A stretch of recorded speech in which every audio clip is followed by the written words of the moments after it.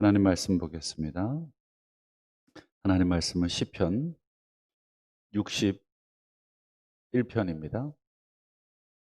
시편 61편 1절에서 8절까지 보겠습니다. 시편 61편 1절에서 8절, 구약성경 845페이지쯤 있습니다.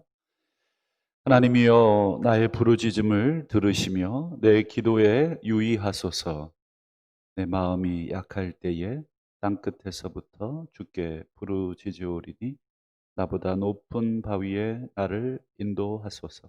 주는 나의 피난처시요 원수를 피하는 견고한 망대이심이니이다. 내가 영원히 주의 장막에 머물며 내가 주의 날개 아래로 피하리이다. 주 하나님이여, 주께서 나의 소원을 들으시고 주의 이름을 경외하는 자가 얻을 기업을 내게 주셨나이다. 주께서 왕에게 장수하게 하사 그의 나이가 여러 대에 미치게 하시리이다.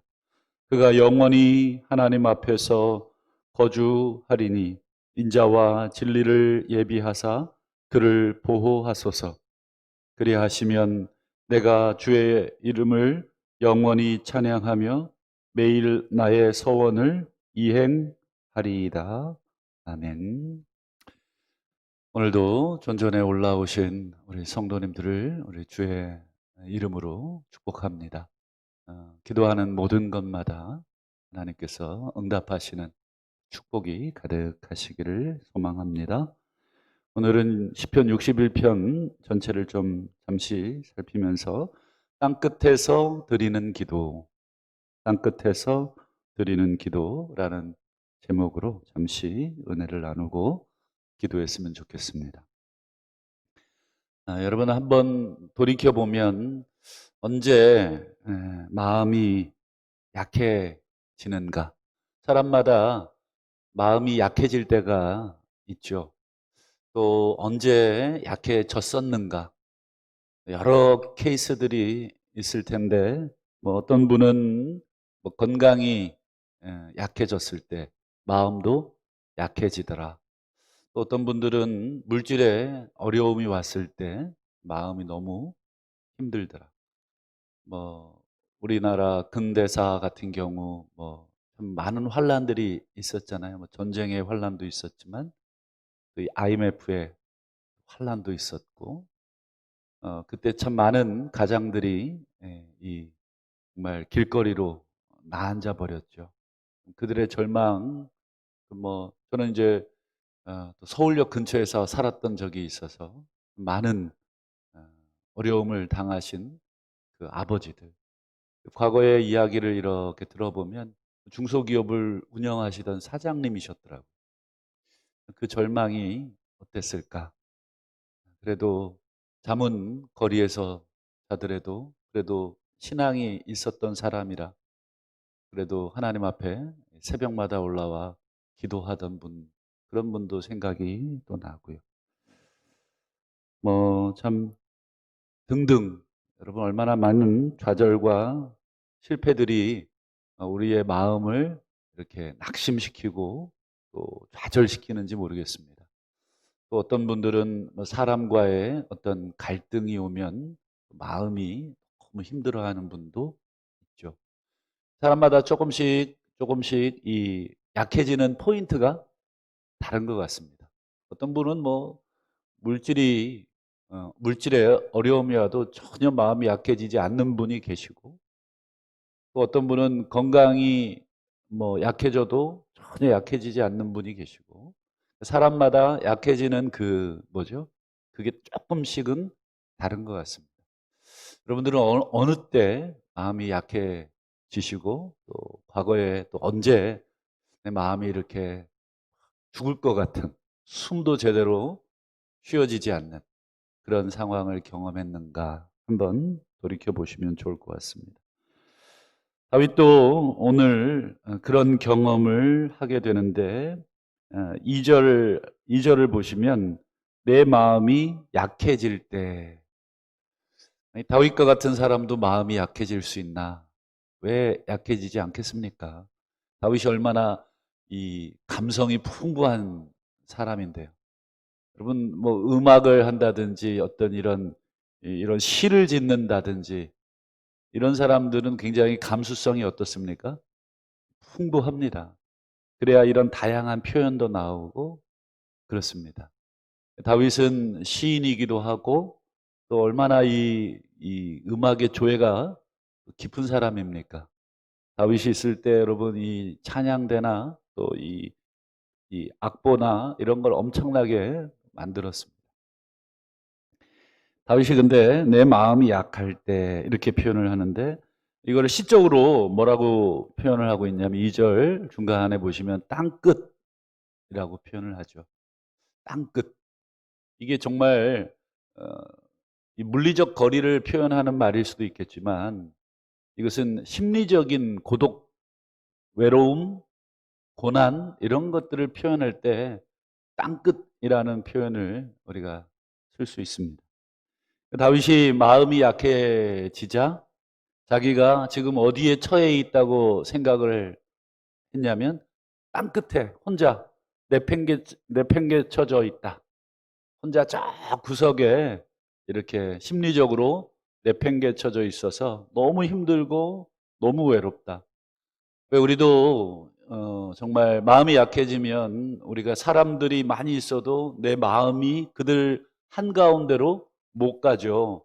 그리고 자꾸 주변에 빙빙 맴돕니다. 그런 경험처럼 다윗도 지금 땅끝에서 혼자 마음이 약해서 이렇게 있는 거예요. 근데 여러분, 다윗이 그 땅끝에서 혼자 앉아만 있지 않고 다윗은 2절 끝에 보시죠. 2절을 다시 보시면 땅끝에서부터 주께 부르짖으오리니 이렇게 표현하고 있습니다. 다윗은 다시 지금 고독감, 좌절감, 절망감이라고 하는 그 땅끝에서부터 다시 일어나서 기도의 자리, 하나님의 자리로 하나님의 존전으로 지금 나아간다 하고 고백을 합니다. 저는 이런 태도가 중요하다고 생각을 합니다. 여러분 누구에게나 이 땅끝과 같은 경험은 반드시 찾아오고 아마 지금 그런 상황에 놓여 있는 분도 있으리라고 생각을 합니다. 예외가 없습니다. 저 사람은 뭐 세상 걱정도 없고 근심도 없는 사람 같아 라고 단정할 수 없습니다. 누구에게나 그런 다윗과 같은 마음이 약해지고 고난과 고통으로 인해 나 혼자 저 땅끝에 버려진 듯한 그런 경험을 할 때가 있기 때문에 문제는 우리가 땅끝에 있는가 한가운데 있는가 이게 중요한 게 아니라 우리가 어디에 처해 있든지 간에 우리가 하나님께 나아가는 그 태도가 정말 중요하다고 봅니다. 우리가 좌절스럽고 절망스러울 때 그리고 고통스러울 때 숨조차 쉬기 힘들 때 여러분 십자가 앞으로 여러분 나와서 엎드리는 사람들이 있습니다. 그런데 반대로 고통스럽고 좌절스럽고 뜻대로 되지 않고 또 여러 가지 상황이 어려울 때 십자가를 등지는 사람도 있습니다. 아마 주변을 잘 돌아보시면 그런 사람 우리 심심치 않게 여러분 발견하게 되죠. 벌써 십자가 등지고 돌아선 사람. 왜 등졌는지 우리가 다는 모르지만 대충 그의 삶을 한번 쭉 점검해 보면 어려움이 꼭 그 안에 있었을 겁니다. 어떤 계기가 있었을 것이고 그 계기 때문에 그는 십자가를 등지기로 또 반대로 똑같은 어려움과 똑같은 고난을 당했는데 어떤 사람은 십자가로 나아오기로. 여러분 그 선택은 본인이 하는 것입니다. 다윗도 오늘 땅끝에서부터 자기의 인생을 그냥 마감하는 것이 아니라 그 땅끝에서부터 하나님께 부르짖기로. 여러분, 음식, 사람, 이런 것 오래 둘수록 여러분 좋은 것이 음식도 여러분 이 패스트푸드 빨리 막 만들어서 먹는 것보다 된장이나 이런 음식들처럼 오랫동안 묵혀서 먹는 음식이 여러분 어떻습니까? 깊은 맛이 나고 그리고 몸에도 유익하죠. 신앙도 여러분 그렇다고 봅니다. 오랜 시간 땅속에서 오랜 시간 그 압력을 받고 오랜 시간 비바람을 견딘 음식 그리고 오래된 친구가 정말 말하지 않아도 신뢰할 수 있듯이 신앙도 여러분 그렇다 생각을 합니다. 다윗이 왜 다윗이 될 수 있었나? 라고 했을 때 여러분 이 시편만 보면 다윗이 우리가 아는 다윗이 될 수밖에 없지 않느냐. 이런 엄청난 기도와 이런 엄청난 노래를 지은 다윗이 어찌 우리가 아는 다윗이 되지 않을 수가 있겠습니까? 만약에 그렇다면 이 모든 기도와 이 모든 시편들은 다 거짓이죠. 정말 자신을 위에서부터 누르는 그리고 안에서부터 밖으로 쫓아내는 그런 고난과 압력 속에서 다윗은 전부 다 이것을 뽑아낸 거 아닙니까? 이 시편들을 뽑아낸 것이죠. 어찌 보면 하나님이 그를 누르셨다고도 표현할 수 있겠고 하나님이 그 환경을 허락하셨다고도 우리가 할 수 있죠. 정말 지혜로운 사람들은 고난을 고난으로 끝내지 않는다 하는 것입니다. 정말 신앙의 사람들은 역경을 그냥 재수 없는 일로 흘려보내지 않는다 하는 것입니다. 어떤 일, 정말 견디기 힘든, 감당하기 힘든 일, 그리고 감당하기 힘든 사람, 감당하기 힘든 어떤 문제를 정말 내 인생에 왜 이렇게 재수가 없느냐? 내 인생은 왜 이렇게 이런 사람들, 정말 이런 표현들이 적절하지 않지만 이런 똥파리들, 적절한가요? 이런 똥파리들만 끓느냐? 이렇게 한탄하고 싶을 때가 있죠. 참 왜 이렇게 제대로 된 사람 하나 내 옆에 없지? 정말 왜 이렇게 나한테는 힘든 사람만 이렇게 나를 괴롭히는 사람만 이렇게 있지? 청년들 한참 지도할 때 청년들의 가장 큰 문제가 뭐였냐면 인간관계였습니다. 인간관계. 직장 생활에 아마 대부분의 스트레스는 다 인간관계에서 오지 않습니까? 청년들이 대부분 일이 힘들어요, 야근이 힘들어요. 다 돈으로 보상을 받으니까 그건 별로 투덜대지는 않는데 가장 힘들어하는 거는 인간관계를 가장 힘들어했습니다. 내 뜻대로 안 되거든요. 여러분 자식도 내 뜻대로 안 되는데 생판 모르는 남이 내 뜻대로 된다 그러면 이상한 거 아닙니까? 엄청나게 돈을 먹이든지 엄청나게 그 사람을 이렇게 내가 내 사람으로 만들든지 그게 안 되니까 직장 생활이 힘들어합니다. 대부분 뭘 생각할까요? 사표를 생각합니다. 저 인간 때문에 내가 더 이상 직장 생활을 못하겠다. 제가 그러죠. 쟤 피하면 쟤보다 더 센 놈 만난다. 그건 절대적 진리입니다. 여러분 어느 조직에 천사만 있다고 합니까? 어느 조직에 다 내 입맛을 맞춰주는 사람만 헤헤거리고 앉아 있습니까? 그렇지 않습니다. 제피하면 더 센 놈 만난다. 얘 이기면, 얘 넘어가면 너는 어떤 곳에 보내든지 간에 다 이길 수 있다. 하나님이 보낼 때까지 버텨라. 그리고 하나님이 기도하라고 하시는 줄 알고 기도해줘라. 여러분 제 말이 어떻습니까? 틀림없는 정답입니다. 여러분 한번 피해 보십시오. 내게 닥친 어떤 상황을 피해 보시고 내게 닥친 어떤 사람을 피해 보시고 내게 닥친 고난을 한번 피해 보십시오.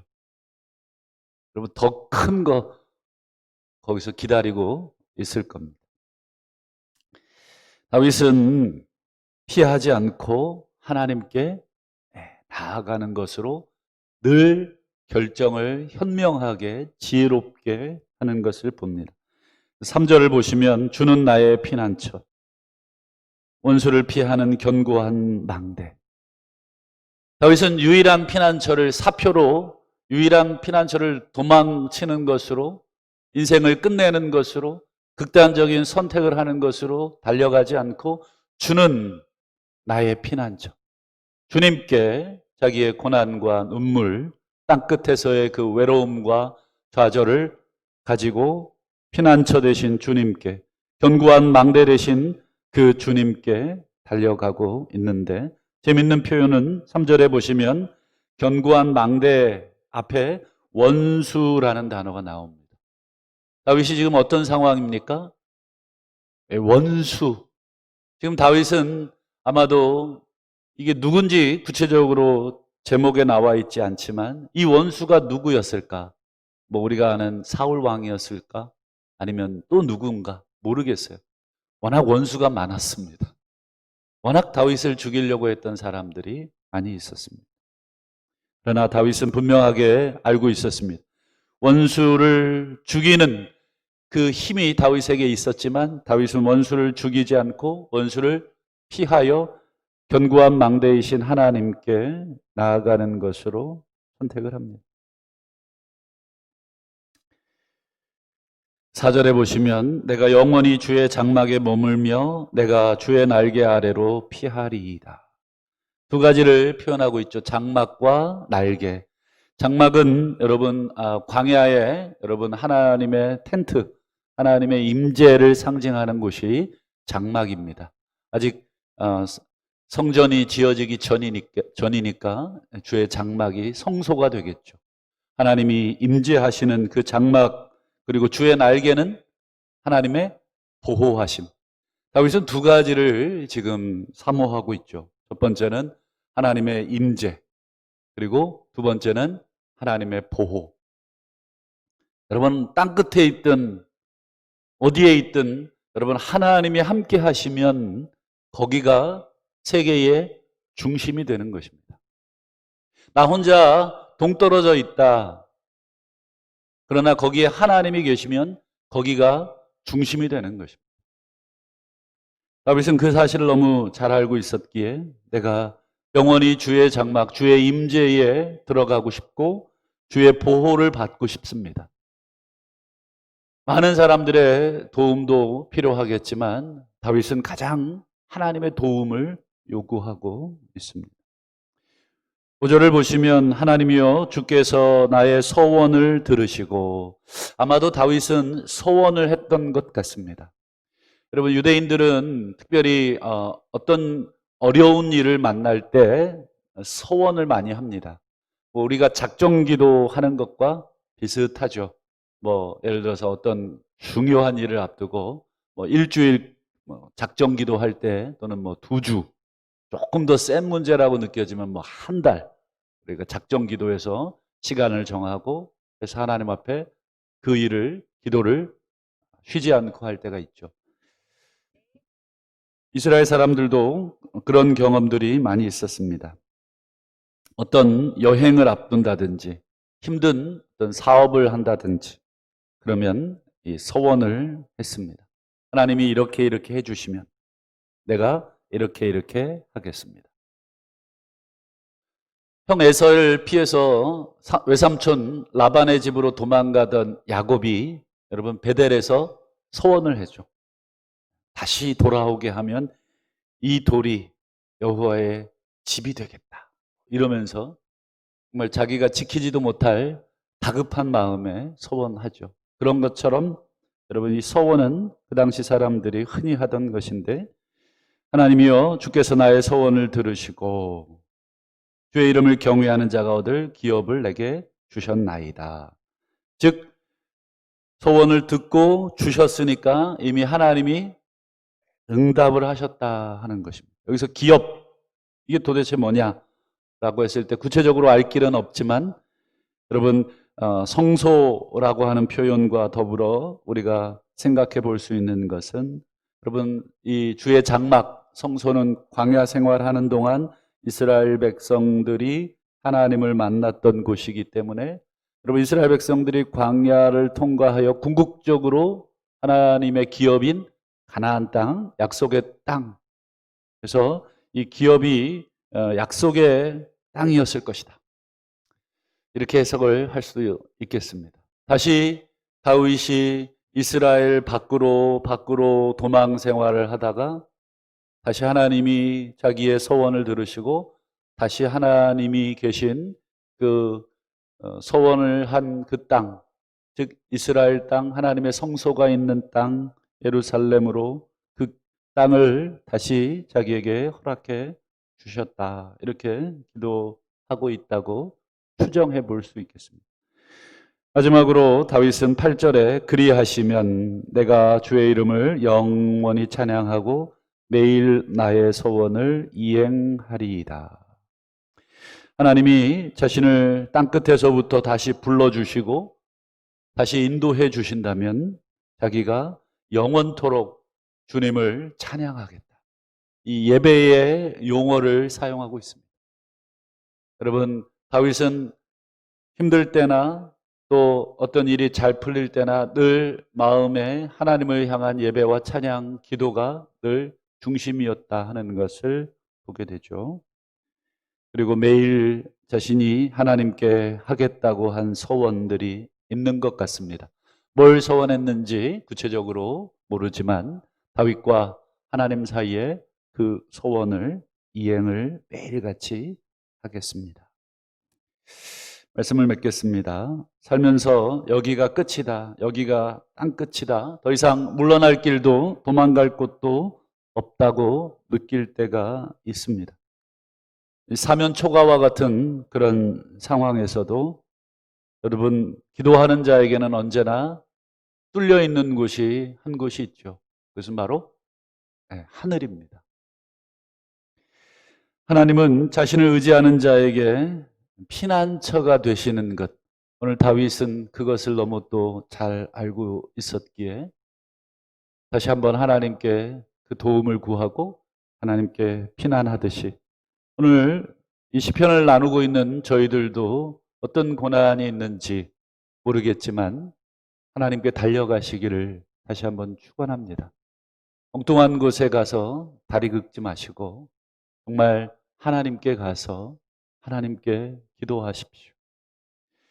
오늘 하루도 피난처 되시는 하나님, 또 우리의 도피성 되시는 예수 그리스도의 십자가 붙드시고 기도하시면서 주의 날개 아래 들어가 이 환난이 지나가도록 숨어 기도하시는 복된 삶이 되시기를 주의 이름으로 축원합니다.